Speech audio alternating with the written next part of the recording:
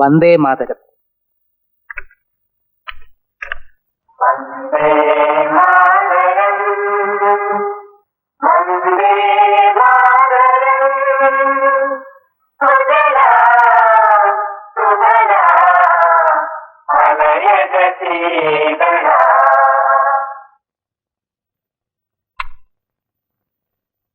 ആകാശവാണി തൃശൂർ. ഇന്ന് ശകവർഷം 1915 ഭാദ്രമാസം 5-ാം തീയതി. 1993 സെപ്റ്റംബർ 24 ബുധനാഴ്ച. 476.2 മീറ്ററിൽ, അതായത് 630 കിലോ ഹെർട്സിൽ ഞങ്ങളുടെ പ്രഭാത പരിപാടികൾ ആരംഭിക്കുന്നു. ഇപ്പോൾ സമയം 5 മണി കഴിഞ്ഞ് 56 മിനിറ്റും 31 സെക്കൻഡും. ആകാശവാണി തൃശൂർ. സുഭാഷിതം തയ്യാറാക്കി അവതരിപ്പിക്കുന്നത് ഡോക്ടർ സി ലീലാദേവി. വലുതിന്നിര ചെറുതെന്നത് മൃഗജീവിത നിയമം, ചെറുതിൻ തുണ വലുതെന്നത് തന്നെ നരധർമ്മം. ജന്തുക്കളുടെ സൃഷ്ടിയിൽ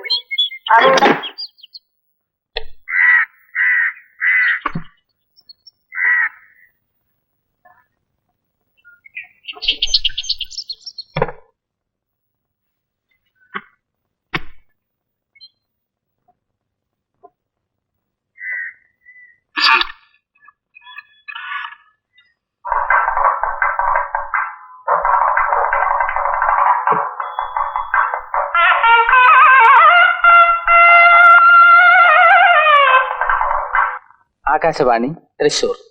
വാദ്യസംഗീതം ശ്രീ കെ വൈദ്യനാഥൻ പുല്ലാങ്കുഴൽ വായിക്കുന്നു.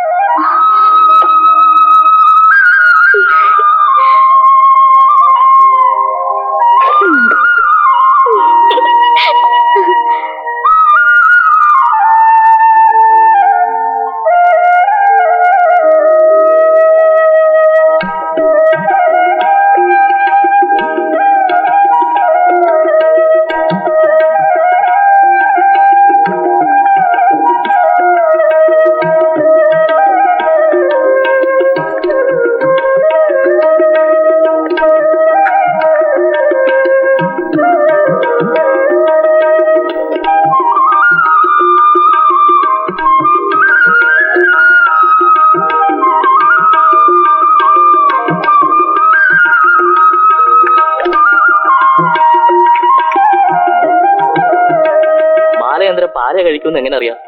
ബയോഡേറ്റ മുഴുവൻ നേരത്തെ തന്നിരുന്നോ? ഞാനൊരു സ്റ്റേറ്റ് ഫോർവേഡാ.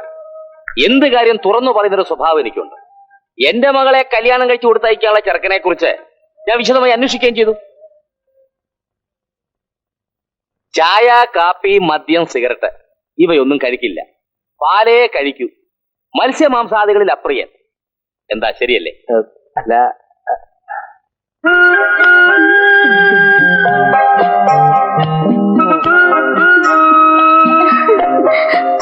ഞാനൊരു സ്റ്റേറ്റ് ഫോർവേഡാ. അതുകൊണ്ട് ഇതൊക്കെ ആദ്യമേ അന്വേഷിച്ചു വെച്ചത്. നീ ഇവിടെ എന്ത് കേൾക്കാൻ നിൽക്കുക? അച്ഛൻ എവിടെ എത്ര സ്റ്റേറ്റ് ഫോർവേഡ് പറയുന്നുണ്ടെന്ന് എണ്ണാൻ നിൽക്കുക. ഇപ്പൊ തന്നെ 2 എണ്ണായി. നിനക്ക് പെണ്ണിനെ ഇഷ്ടപ്പെട്ടോ? ആ സ്ട്രേറ്റ് ഫോർവേഡ് സമ്മതിച്ച ഈ നിമിഷം തന്നെ ഇന്ദുവിനെ കൂട്ടിക്കൊണ്ടുപോകാൻ ഞാൻ തയ്യാറാണ്.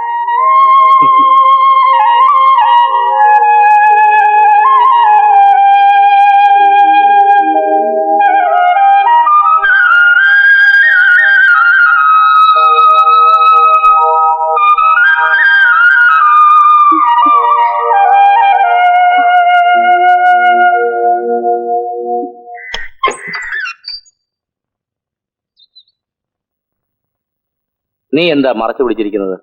ഒന്നുമില്ല.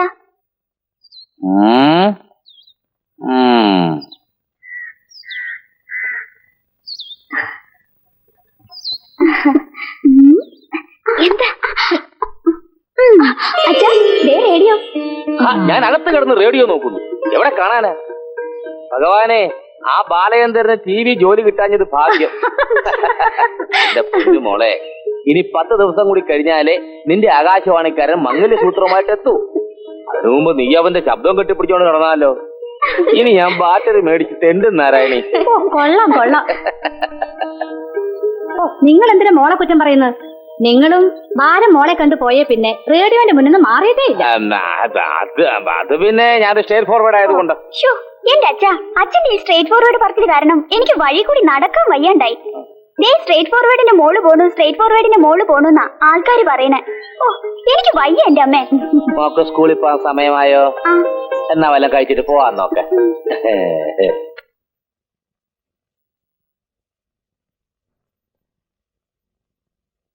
നല്ല ഐശ്വര്യമുള്ള പെൺകുട്ടി. എനിക്ക് നന്നേ ഇഷ്ടപ്പെട്ടു. കുട്ടിയുടെ അച്ഛന്റെയും അമ്മയുടെയും പെരുമാറ്റം കൂടി കണ്ടപ്പോ പിന്നെ ഞാൻ ഒന്നും ആലോചിക്കാൻ പോയില്ല. സ്വത്തിലും പണത്തിലും വലിയ കാര്യമൊന്നുമില്ല. നമ്മളെ പോലെ തന്നെ നല്ല തറവാട്ടുകാരാ അവരും. കല്യാണത്തിന് 5-6 ദിവസം കൂടില്ലേ ഉള്ളൂ. ഇതുവരെ കല്യാണക്കുറി പോലും അടിച്ചു കിട്ടിയിട്ടില്ല. നേരിട്ട് വിളിക്കേണ്ടവർ തന്നെയില്ലേ ഒരുപാട്. അതെ.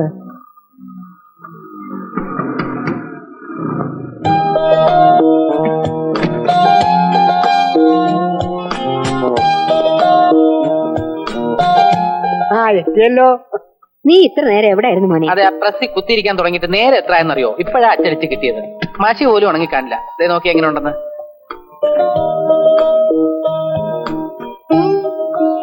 അസലായി. എന്റെ പേര് അച്ചടിച്ചിട്ടുണ്ടല്ലോ. എന്താ കാര്യം? അമ്മാവനെ ഞങ്ങൾ വെയിറ്റിംഗ് ലിസ്റ്റിൽ നിർത്തിയിരിക്കല്ലേ.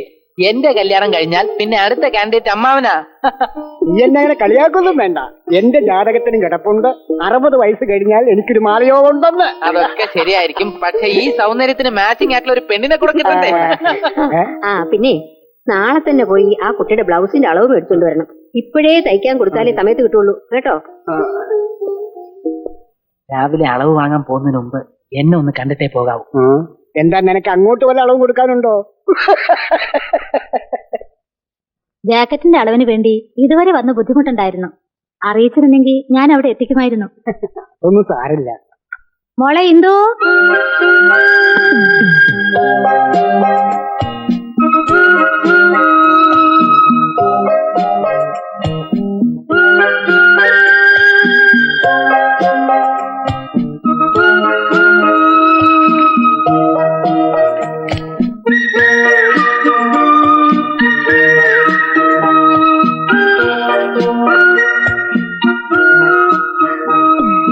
ഇതൊരല്പം ഇറക്കം കുറവാ.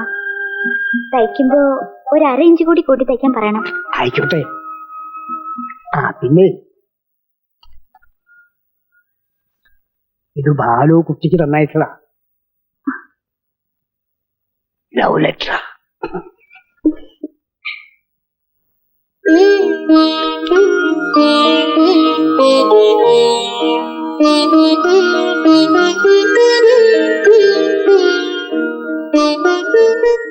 പ്രിയമുള്ള ഇന്ദുവിന്, നേരിട്ട് വന്ന് കാണണമെന്നുണ്ട്. ഒരുപാട് സംസാരിക്കണമെന്ന്. ഇനി 7 ദിവസങ്ങളല്ലേ ഉള്ളൂ. സമാധാനിച്ചുകൂടെ എന്നായിരിക്കും അല്ലേ? അല്ല, ഇനിയും നീണ്ട 7 ദിവസങ്ങൾ കൂടി കാത്തിരിക്കണമല്ലോ എന്ന ചിന്തയാണ് എന്റെ മനസ്സിൽ.